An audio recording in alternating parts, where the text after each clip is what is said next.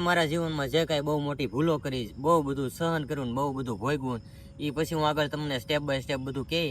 જે આ લોકો બધા મારી ઉપર કાર્યવાહી જે કાંઈ કરવાની છે, લીગલ કરે કે અનલીગલ કરે કે XYZ જે કરે, જે તમે વ્યાજ આપેલું છે ને એ રકમ બાદ કરી દે ને તો જ રકમ આપજો.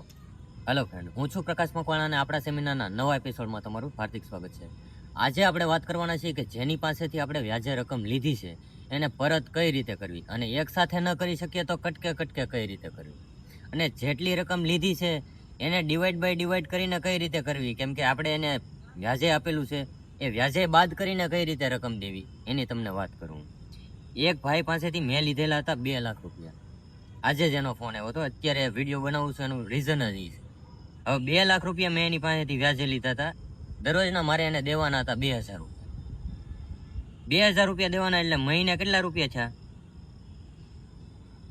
60,000 રૂપિયા થયા. એવા મેં એને 3 મહિના કન્ટિન્યુ દરરોજ 2,000 રૂપિયા આપ્યા, બરોબર. એટલે 90,000 રૂપિયા તો ટોટલ મેં એને રકમ ઓલરેડી ચૂકવી દીધેલી ગણાય. મારી પાસે ટોટલ હિસ્ટ્રી છે ફોનપેમાં, મેં જે ટ્રાન્ઝેક્શન એનામાં કર્યા હોય દરરોજના 2,000, બરોબર. હવે મેં આટલી રકમ તો એને ચૂકવી દીધેલી છે, તો એના પાછા 2 તો ઊભા ને ઊભા. જ્યારે મારી પોઝિશન ખરાબ હતી એટલે મેં એ ભાઈને એક જ ફોન કરીને કીધું, ભાઈ મારી પાસે અત્યારે ટોટલ રકમ નથી થાય એમ, હું તમને કટકે કટકે આપી દે, વ્યાજે નહીં આપી શકું અને જે કાંઈ રકમ છે એ કારે નહીં આપી શકું. હું તમને અત્યારે જે રકમ તમારી છે એ થોડાક કરીને આપી દઈ. તો કે નહીં, એવી રીતે મારે નહીં હાલે, મારે તો 2 લાખ રૂપિયા રોકડા જ જોઈએ. એ તો કાંઈ વાંધો નહીં. એટલે પછી મેં મારા જીવનમાં જે કાંઈ બહુ મોટી ભૂલો કરી, બહુ બધું સહન કર્યું, બહુ બધું ભોગવું, એ પછી હું આગળ તમને સ્ટેપ બાય સ્ટેપ બધું કહે. જે આ લોકો બધા મારી ઉપર કાર્યવાહી જે કાંઈ કરવાની છે, લીગલ કરે કે અનલીગલ કરે કે XYZ જે કરે, પછી હું તમને સ્ટેપ બાય સ્ટેપ બધું કહી.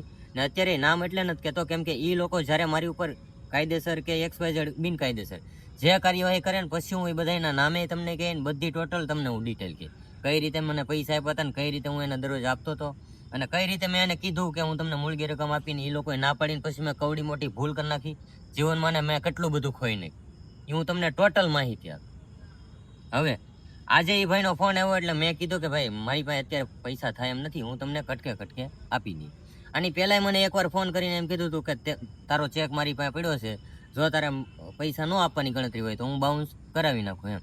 મેં કાંઈ વાંધો નહીં, પૈસા મારે આપવાના છે પણ અત્યારે નથી, તો કે હું મારી રીતે કરી નાખું કે ચેક. મેં કાંઈ વાંધો નહીં ભાઈ, કરી નાખો તમે, કેમ કે ચેક બાઉન્સમાં વધીને તમે મને 2 વર્ષની સજા પડાવી છે, બરોબર, કે કદાચ ગમે એટલી હાલો 10 વર્ષની પડાવી છે, પણ તમારા પૈસા તમને મળવાના જ નથી. પ્રેમથી કહું છું ભાઈ, મારી પાસે થાય એ રીતે હું તમને પૈસા આપતો જાય, પણ તો એમ તો તમારે પૈસા જોતા નથી, તમારે તો એકારે જ પૈસા જોવે છે. અને હાલો તમે એમ કહો છો કટકે કટકે આપી દેજો, તો મેં તમને જે એટલું વ્યાજ આપ્યું એ તો તમારે મને બાદ કરી દેવું પડે કે નહીં? કેમ કે આ કાંઈ માણસાઈની રીતનું તો વ્યાજ છે નહીં. હાલો 1%, 2%, 3% હોય તો સમજાય કે ભાઈ હાલો એને માણસાઈના નાતે આપણને પૈસા આપ્યા હતા, એમાંથી આપણે આ એને કટકે કટકે આપી દેવું રકમ. હવે મેં તમને અડધી મૂળ રકમ જેટલું તો વ્યાજ ચૂકવેલું છે, અથવા તો એનાથી વધારે ચૂકવેલું, તો તમારે મને એ તો બાદ કરી દેવું પડે કે નહીં? હવે છેલ્લે જ્યારે એવી વાત આવી કે ભાઈ હું તમને કટકે કટકે રકમ આપી દે, અથવા તો હું ફોટોગ્રાફીનું કામ કરું છું, બરોબર, તો તમે મને ફોટોગ્રાફીનું કામ અપાવો, જ્યાં હું કામ કરવા જાઉં ને ત્યાંથી તમે મને 1 રૂપિયો ન આપવા દેતા. તમારા મિત્રમાં હોય, તમારા પરિવારમાં હોય કે તમારા ફ્રેન્ડ સર્કલમાં ગમે ત્યાં હોય, જ્યાં તમારે કોઈ પણ મેરેજ ફંક્શન હોય, ફોટોગ્રાફી વિડીયોગ્રાફીનું XYZ ગમે એ કામ હોય, તો તમે મને કહો, હું ત્યાં આવીને કામ કરી જાય, ત્યાંથી ટોટલ જે મારી ઇન્કમ આવવાની હોય એ તમે લઈ લેજો. મેં એને ત્યાં સુધી કીધું. તો છેલ્લે એ પહેલાંય કીધું હતું, જ્યારે એણે ચેક બાઉન્સની મને કીધું કે ભાઈ તું પૈસા નહીં આપી કરે તો અમે ચેક બાઉન્સ હું કરાવી નાખીએ, બરોબર. એટલે મેં કીધું કાંઈ વાંધો નહીં, જો તમારે એવી રીતે ન કરવું હોય, ચેક બાઉન્સ ન કરાવવો હોય, તો તમે મને ઓર્ડર આપો, ફોટોગ્રાફીનું કામ આપો, હું તમને જે કાંઈ મારી રીતે થાય એટલી રકમ બાદ કરાવતો જાય એમાંથી. પણ ત્યારે એ લોકો એવી રીતે ન માને, એને તો એકારે જ પૈસા જોવે છે બધા. હવે એકારે હું કઈ રીતે કરું, કેમ કે હું એટલો ડૂબી ગયેલો છું, ખાવાનું માંડ કરું. હવે એ લોકોને એકારે રકમ જોવે એટલે મારી પાસે એ રીતે થાય એમ નથી. એટલે મેં એને અત્યારે પાછું કીધું કે તમે મને ફોટોગ્રાફીનું કામ અપાવો, હું એમાંથી જે કાંઈ પૈસા આવવાના હોય એ તમે ત્યાંથી ડાયરેક્ટ લઈ લેજો, મને તમે ન આપતા.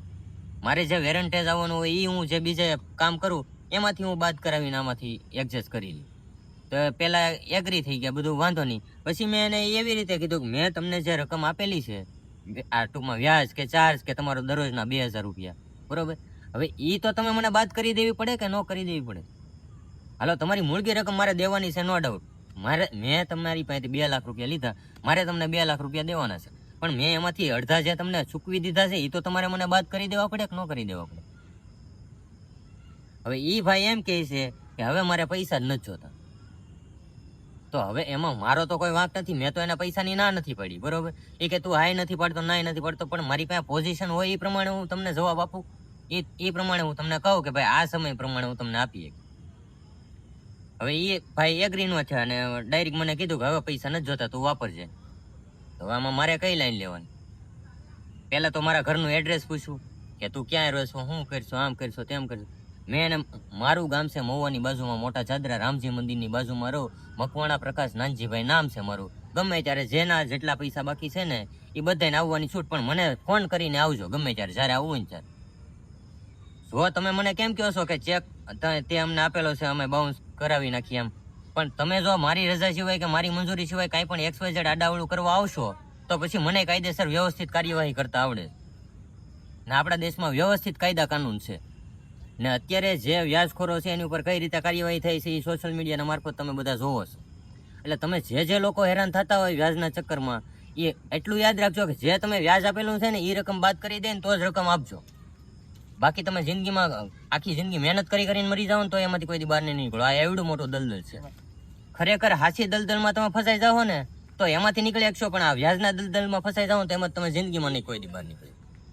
એટલે જેની પાસેથી તમે જેટલી રકમ લીધેલી હોય વ્યાજે, એમાંથી તમે વ્યાજના પૈસા જે આપેલા હોય એ બાદ કરાવીને પછી જે મૂળગી રકમ વધે ને એ કટકે કટકે આપવાની. એ કાર્ય તો આપણી પાસે કોઈ દી થવાનું જ નથી, કેમ કે આપણે એટલી અનહદ સુધી ડૂબી ગયેલા છે. એટલે જીવનમાં શાંતિથી જે કાંઈ કામ થાય ને એ કરીને પૈસા આપજો. બાકી મૂંઝાતા નહીં, ક્યાંય સુસાઇડ કે આત્મહત્યા કરવાની કોઈ કોશિશ કરતા નહીં. ગમે એ પ્રશ્ન હોય તો મને કોમેન્ટ કરજો, હું તમારો ભાઈ જ છું નાનો, એટલું સમજીને હું તમને મારાથી બને ને એટલો સપોર્ટ કરીશ, એટલી મદદ કરીશ. તો સાથ સહકાર આપતા રહેજો તમારા નાના ભાઈને. ભારત માતા કી જય.